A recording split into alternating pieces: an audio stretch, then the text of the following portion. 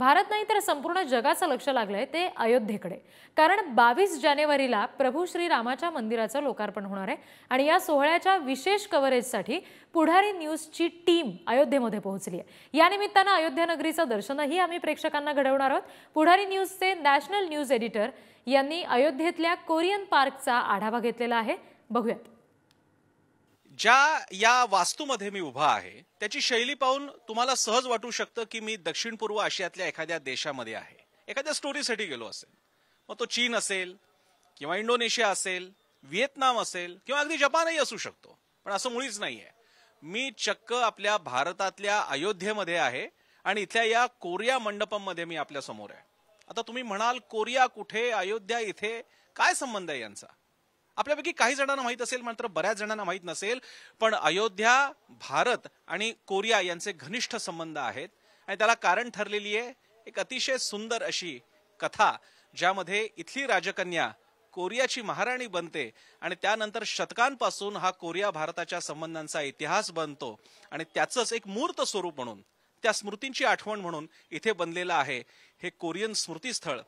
भारत आणि कोरिया यांच्यातल्या सौहार्दाच्या संबंधांचं एक मूर्त स्वरूप म्हणजे हा कोरिया मंडप। कोरियातील प्रसिद्ध ऐतिहासिक ग्रंथ सामगुक युसा यामध्ये वर्णन करण्यात आलंय की 2000 वर्षांपूर्वी कोरियाच्या द्वीपकल्प परिसरामध्ये राजा सुरो यांनी राज्यसंघ गया हे राज्यसंघ स्थापित केलं। त्यानंतर भारतातल्या अयोध्येची राजकुमारी सुरीरत्न हिनं त्यांच्याशी विवाह केला। या विवाहाच्या मागे सुद्धा एक कथा आहे। राजकुमारी सुरीरत्न हिच्या स्वप्नात राजा सुरो यांच्याशी लग्न करण्याविषयी दिव्य प्रेरणा तिला प्राप्त झाली आणि त्यानंतर तब्बल 4500 किलोमीटरचा प्रवास करत ही भारताची राजकुमारी सुरीरत्न पोहोचली दूरदेशीच्या म्हणजेच कोरियामध्ये आणि तिथं तिचा आणि राजा सुरो यांचा विवाह पार पडला आणि अशा प्रकारे भारतीय राजकुमारी सुरीरत्न ही कोरियाची महाराणी बनली। 17व्या शतकामध्ये जोसोन महल या स्थापत्य शैलीमध्ये त्याचं मूर्त स्वरूप आपल्याला पाहायला मिळतं आणि यावरचं जे कॅलिग्राफिक वर्क आहे ते सुलेखक मास्टर कोन छांग रियुन यांच्याद्वारे करण्यात आलेलं आहे। आणि अशा प्रकारे 2000 वर्षांपासून भारत कोरिया संबंध वृद्धिंगत होत गेले, सुदृढ होत गेले आणि केवळ आनंदाच्या क्षणी नाही तर काळाच्या कसोटीवर टिकले, अगदी तणावाच्या वेळी सुद्धा।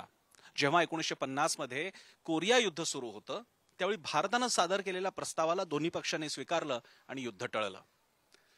अयोध्या म्हणजे आजची अयोध्या आणि त्यांच्यासाठी अयोध्या इथली राजकुमारी सुरीरत्न 4500 किलोमीटरचा प्रवास करून जाते काय, तिथल्या राजाशी लग्न काय करते आणि त्यातून या दोन दूरदेशीच्या राष्ट्रांमध्ये तिथल्या लोकांमध्ये एक सांस्कृतिक संबंध बनतो काय। पुढे कधी तुम्ही अयोध्येत आलात तर जरूर या कोरियन मंडपाला भेट द्यायला विसरू नका आणि आठवण जागृत करूया त्या संबंधांची ज्याची सुरुवात झाली होती 2000 वर्षांपूर्वी राजकुमारी सुरीरत्न पासून। कॅमेरा पर्सन अमृतसह प्रसन्न जोशी, अयोध्या, उत्तर प्रदेश, पुढारी न्यूज।